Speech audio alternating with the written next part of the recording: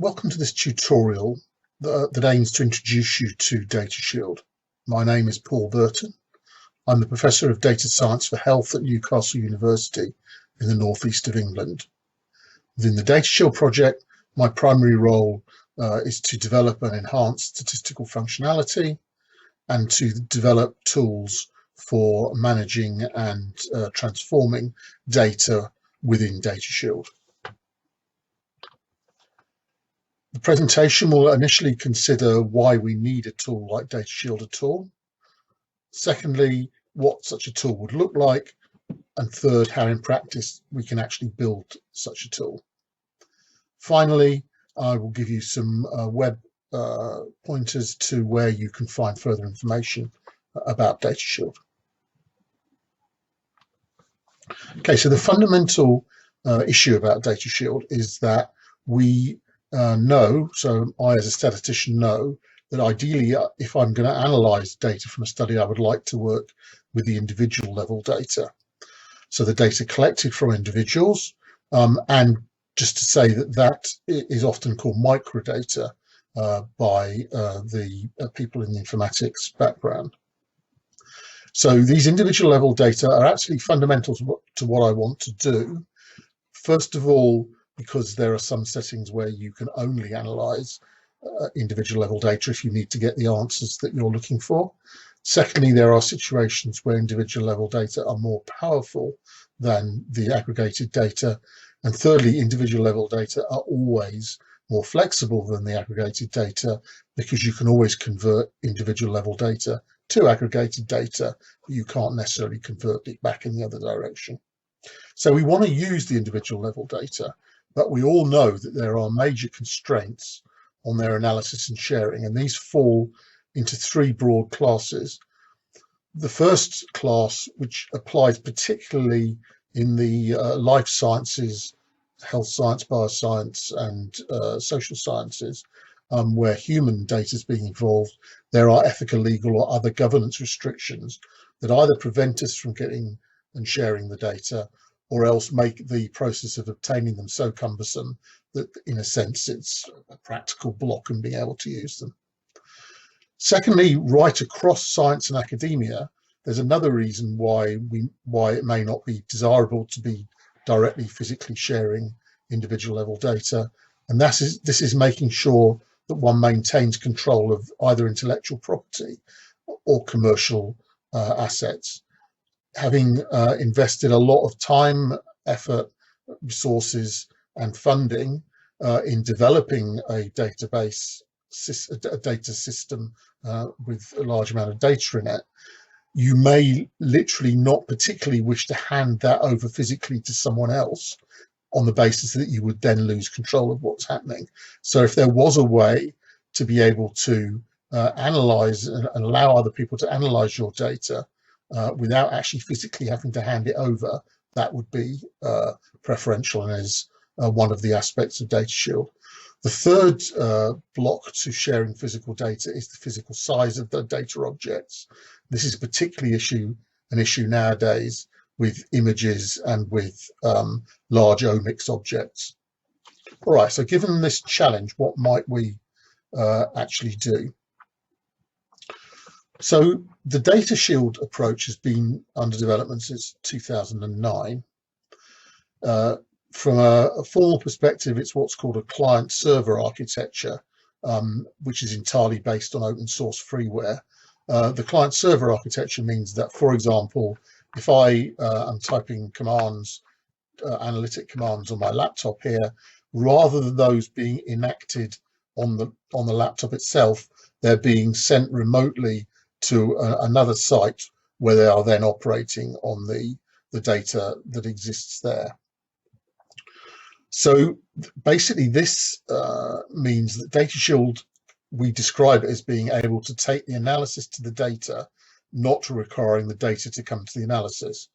And this is important because what it basically means is that you don't have to physically ask for data to be transferred to the analyst. Basically, they can sit where they normally do on local servers behind the firewalls where they usually live. The role of the analysis center, or the client in the client server architecture viewpoint, is to issue analysis commands that actually enable the data to be analyzed, to receive back results from those commands, and then to coordinate parallel analyses across multiple sources simultaneously. And one point to make is that when you are analyzing multiple sources in this particular setting, this is sometimes called federated analysis. So basically the data stay where they are, but the controls come, the commands come locally. All right, so the way that DataSHIELD fundamentally works is that the analytic commands that I am typing here on the laptop basically end up remotely resulting in the studies generating non-disclosive summary statistics. So these are low-dimensional statistics that carry all or most of the information you actually need for the analysis you want to do. And a good example of such summary statistics, simple one, is the mean.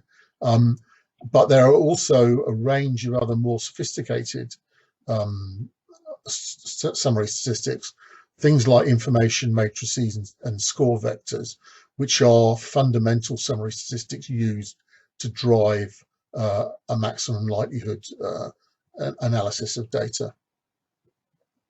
So these analytic commands cause the generation of the summary statistics.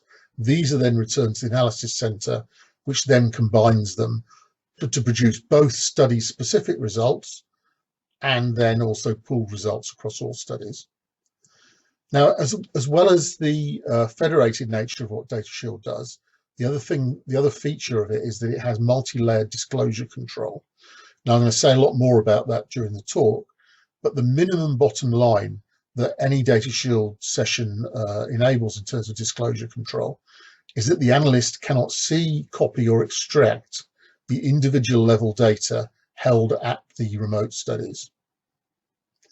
In addition, the analytic processing, or the heavy lifting part of the analytic processing, is all done at the remote sites. And finally, the options for disclosure control that determine quite how restrictive the disclosure control is going to be, those are also located with the microdata on the remote data servers and are under the control of the data custodian.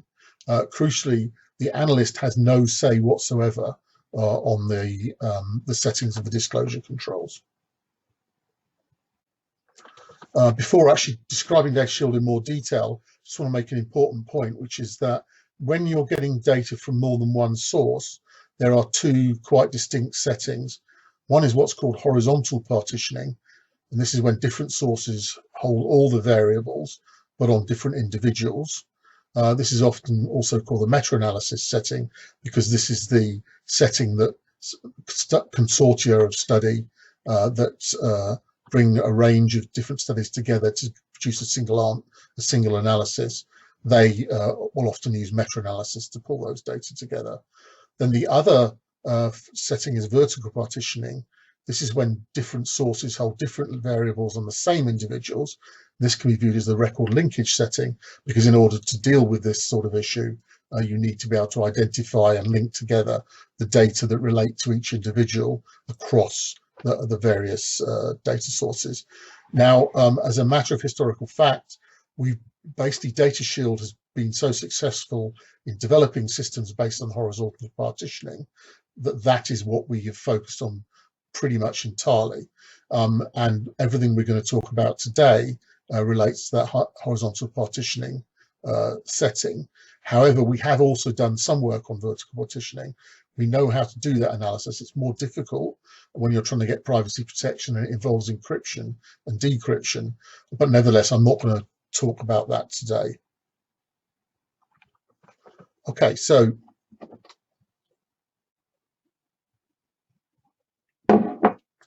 how does DataSHIELD work? So as we've said, the key principles are that DataSHIELD enables federated analysis, and it also enables tailored disclosure control.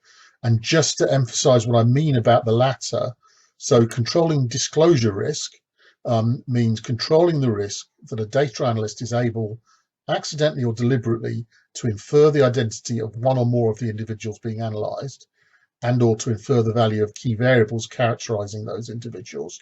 So that's basically what we're trying to control, and over the next few slides we'll be explaining how that works in more detail.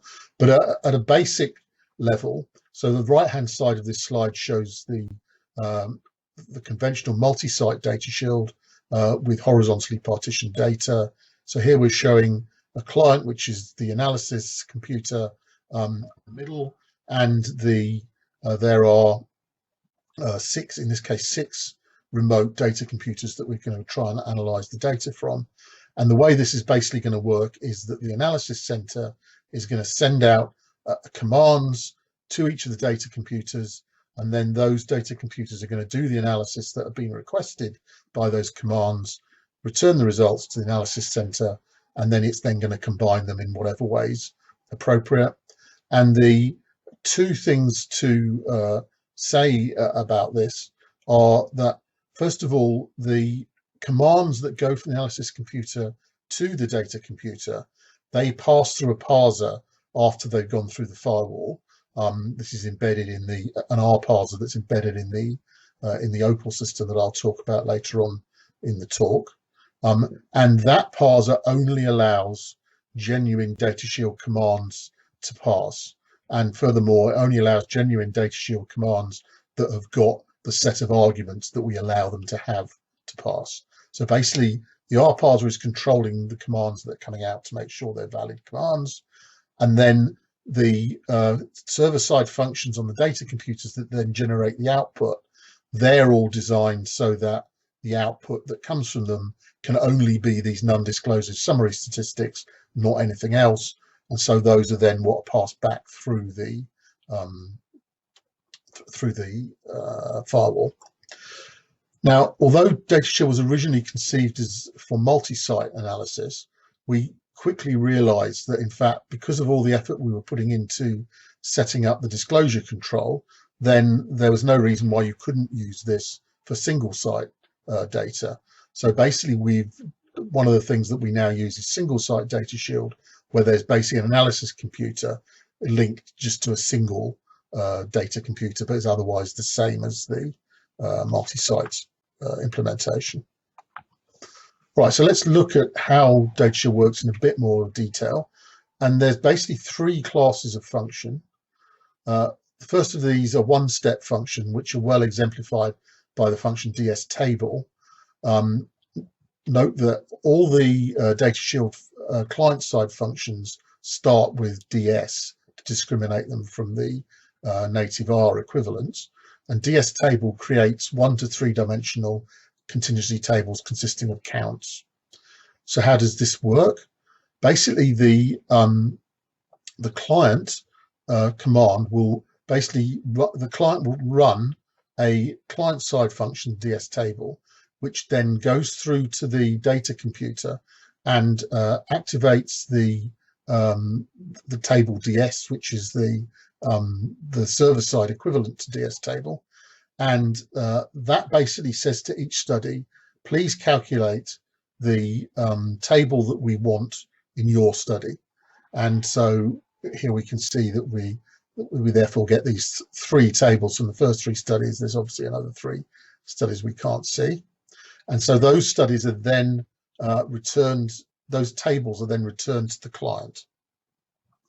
The client then simply takes all 6 of those tables in this case and goes along one cell at a time, and it adds up the 6 values from each of the studies and basically places that in the same cell in the all study combined table.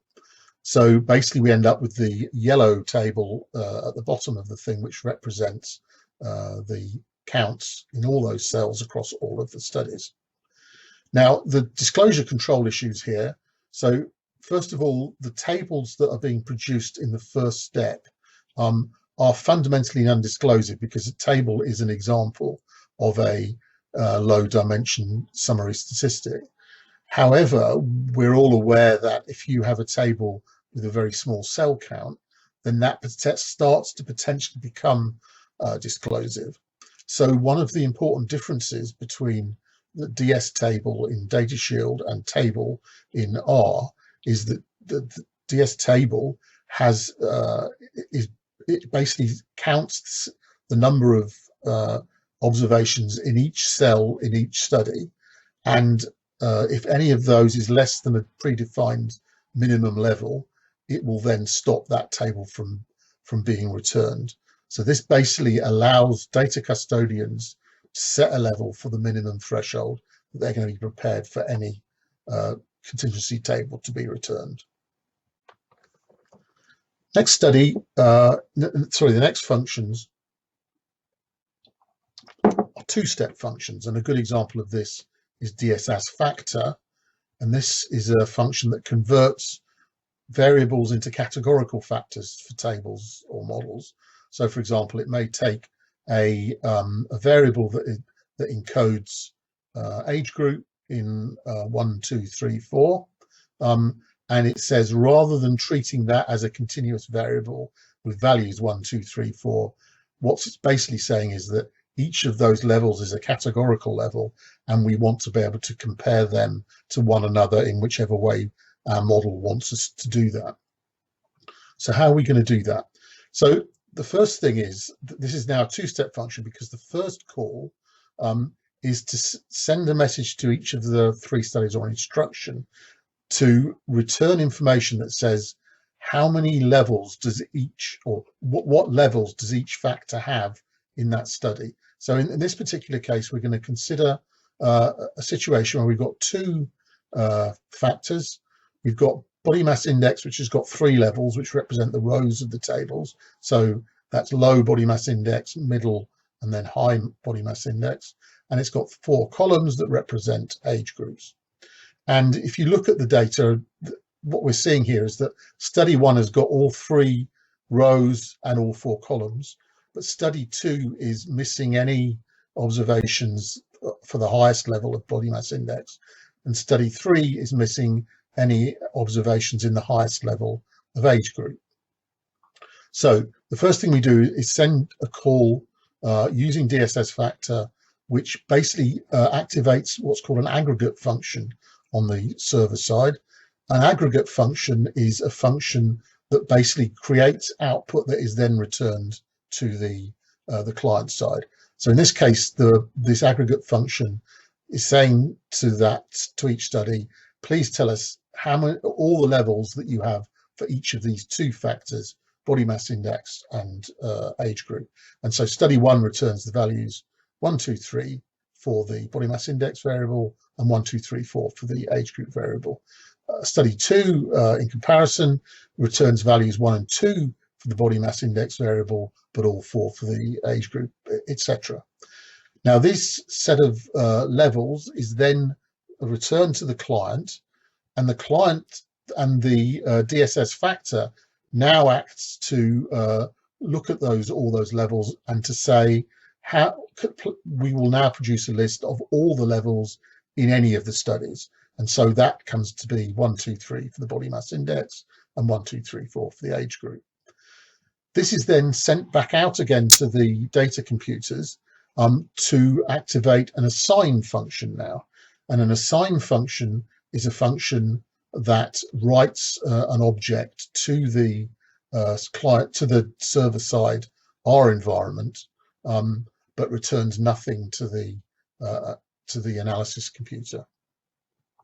So this assign function is saying, look at in each study, create a factor which basically has all the levels that occur in any of the studies. So this means that you need to add levels to studies that have got levels missing. And so this means that a level 3 has to be added to the body mass index variable in the study 2, and a 4 has to be added to the age group variable in study 3. Then we've got congruent factor levels in each study, and then we're in a position to say, all right, create the factor and write that as an object on each of the data computer R environments. And as you can see, the factor structure is the same in each study, but there are just these rows in one case and column in another, where basically there are just no observations in that particular study. Okay, disclosure control issues here. First of all, when the aggregate function runs at the start, then those levels that come back are completely non-disclosive. And one of the things that we do, in fact, in DataSHIELD is make sure that nobody tries to get hold of factor levels for a variable that is fundamentally continuous, because in that case, you get all the values of that variable would get returned. But there's a trap that prevents that happening. In this case, there are only a small number of levels, and there's no problem with that. So basically, there's no problem with the aggregate function. Then the second call, because it's an assign function and only writes to... Okay, the third type of functions are iterative functions. And the best example of these is probably dsglim. And this is the DataSHIELD function that will fit a generalized linear model. Now, the way this works is that the whole process starts with the client-side function dsglim sending two things to each of the data computers. First of all, it sends a starting guess for the value of the regression coefficients, and this is normally simply a vector of zeros. Then it also sends a command which basically says fit one iteration of a generalized linear model in each study, and at the end of that calculate these two things called the score vector and information matrix that basically summarizes the information held in that iteration, and then return those score vector and information matrix to the client. The third type of function are iterative functions, and the best example of this is dsglim, which basically is the DataSHIELD function that fits a generalized linear model. The way this function works is that it first calls an aggregate function, and basically what it does is it sends two things. First of all, a starting guess for the value of the regression coefficients, which is typically 0 for all of the regression coefficients. And then the command that goes with dsglim that calls the aggregate function on the server side says fit one iteration of glim in each study. And at the end of that, calculate these two quantities, the score vector and the information matrix from each study. Just so you know, in the golden box there, this shows the score vector and information matrix from a study with fitting a generalized linear model with 4 parameters in it. And these, first of all, these are clearly low dimensional and non-disclosive. These are passed back to the client, and the client basically adds up all the score vectors from all the studies, adds up all the information matrices from the study, and then it calculates the sum of the score vectors over the sum of the information matrices. And it happens to be that the standard way that you update a generalized linear model from iteration to iteration to improve the prediction of the coefficients, basically the next iteration, that is obtained by adding the quantity SSV over SIM, adding that to the current guess of the coefficient vector. So basically, you add that ratio to the coefficient vector. This gives you a new updated coefficient vector, and then in iteration 2, dsglim now calls again an aggregate function, and again with two things. It sends the updated coefficient vector, and this aggregate function again asks it to fit one iteration of the glim and calculate the score vectors and information matrices. And this process just goes round and round until convergence is reached, where the change from one iteration to next in terms of the coefficient values or of the score vectors and information matrices is so small as to mean that the model is converged.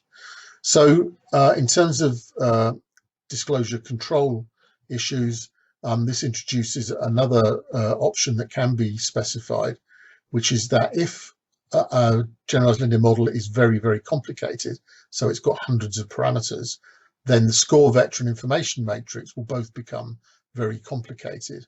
and ultimately they can become disclosive. And therefore, one of the disclosure threshold levels that can be set by the data custodian is how complex a model can be, i.e. how many parameters it can have relative to the sample size in that particular study. And like the minimum cell size on the table, if a particular study fails this threshold level, then basically the whole process of that model fit will be stopped.